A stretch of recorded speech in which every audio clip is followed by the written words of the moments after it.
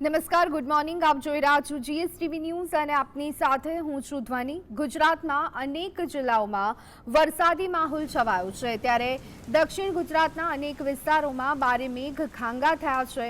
આ સાથે અમદાવાદમાં પણ ધોધમાર વરસાદ પડ્યો હતો. હવામાન વિભાગે આજે 8 જિલ્લામાં રેડ એલર્ટ જારી કર્યું છે, જ્યારે કે 21 જિલ્લામાં ઓરેન્જ એલર્ટ તથા અન્ય 4 જિલ્લામાં યલો એલર્ટની આગાહી કરી છે. Trough cyclonic circulation western disturbance સક્રિય થતા રાજ્યમાં વરસાદી સિસ્ટમ સક્રિય થઈ છે. માછીમારોને આગામી 2 દિવસ સુધી દરિયો ન ખેડવાની સૂચના આપી દેવામાં આવી છે.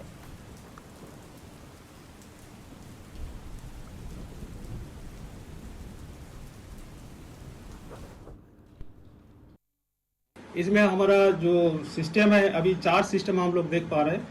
एक तो है offshore trough south Gujarat coast से नॉर्थ केरला कोस्ट तक है.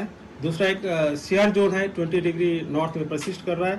तीसरा है एक cyclonic circulation south west Pakistan में परसिस्ट कर रहा है.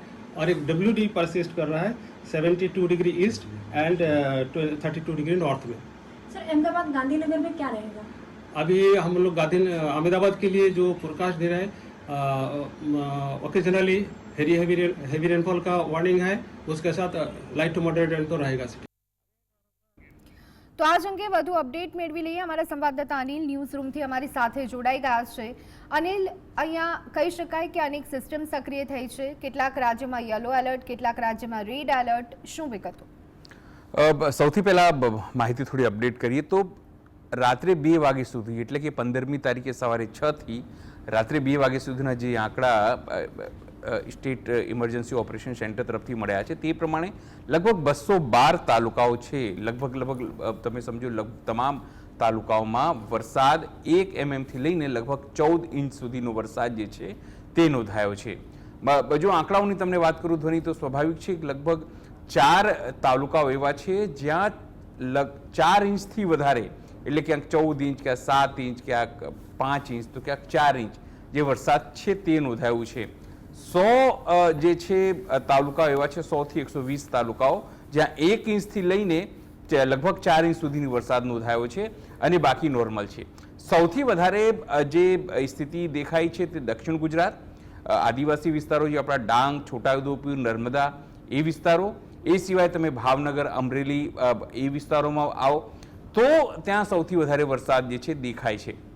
નેત્રંગ, ઉમરપાડા, ત્યાં તો જ્યારે બારે મેઘ ખાંગા જેવી સ્થિતિ છે, જળબંબાકાર જેવી સ્થિતિ છે, ત્યાં પૂર જેવી સ્થિતિ છે, અનેક રસ્તાઓ કપાઈ ગયા છે, અનેક જે ગામો છે તે સંપર્ક વિહોણા જેવી સ્થિતિ કાલ સાંજ સુધી થઈ ગઈ હતી.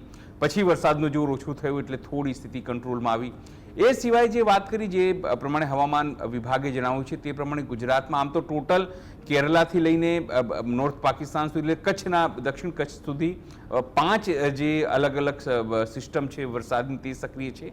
પણ ગુજરાતમાં મોટાભાગે 3 જે સિસ્ટમ છે તે સક્રિય દેખાય છે.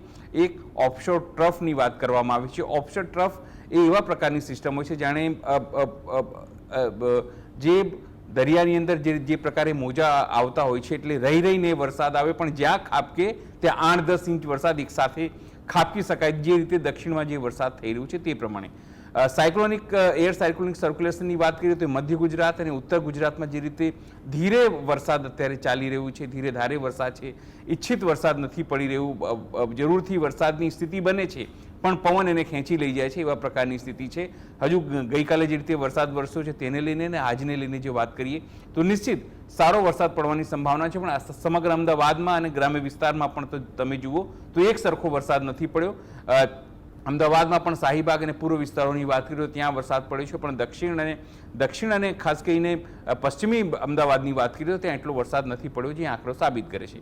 તે સિવાય વેસ્ટર્ન ડિસ્ટર્બન્સની વાત કરીએ તો એની સીધી અસર જે છે એ તમને સૌરાષ્ટ્ર, અમરેલી, રાજકોટ, કચ્છ, એ તમામ ભાવનગર, એ તમામ જે જિલ્લાઓ છે એ બાજુના ત્યાં અસર કરી રહી છે. સુરેન્દ્રનગરની જો વાત કરીએ તો એમાં પણ એનો સમાવેશ કરી શકો છો તમે, કે ત્યાં આ ત્રણેય જે સિસ્ટમ છે એ રાજ્યના અલગ અલગ ભાગોની અંદર પોતાની અસર દેખાડી રહ્યા છે. મહત્વપૂર્ણ બાબત એ છે કે હવે જ્યારે આગામી દિવસોમાં કહેવામાં આવ્યું છે કે હજુ 24 તારીખ સુધી આ વરસાદ રહેવાની સંભાવના છે, અને હજુ જે વધારાની જો વધારાના સિસ્ટમ સક્રિય થાય આ 3 સિવાય પણ, તો નિશ્ચિત છે કે ઉત્તર ગુજરાતમાં જે રાજ્યો છે, જે જિલ્લાઓ છે, જેમ સાબરકાંઠા છે, પાટણ છે, બનાસકાંઠા છે, મહેસાણાના કેટલાક ભાગો છે અને અમદાવાદ અને ગાંધીનગરની જો વાત કરીએ તો ત્યાં પણ આગામી 24 કલાકમાં અને જે આગાહી આપવામાં આવી છે 24 તારીખ સુધી, ત્યાં જે છે હજુ પણ કેટલીક જગ્યાએ સામાન્ય વરસાદ તો કેટલીક જગ્યાએ ભારે વરસાદની આગાહી કરવામાં આવી છે. ધ્વની. જી બિલકુલ, આભાર અનિલ અમારી સાથે જોડાવા બદલ. અને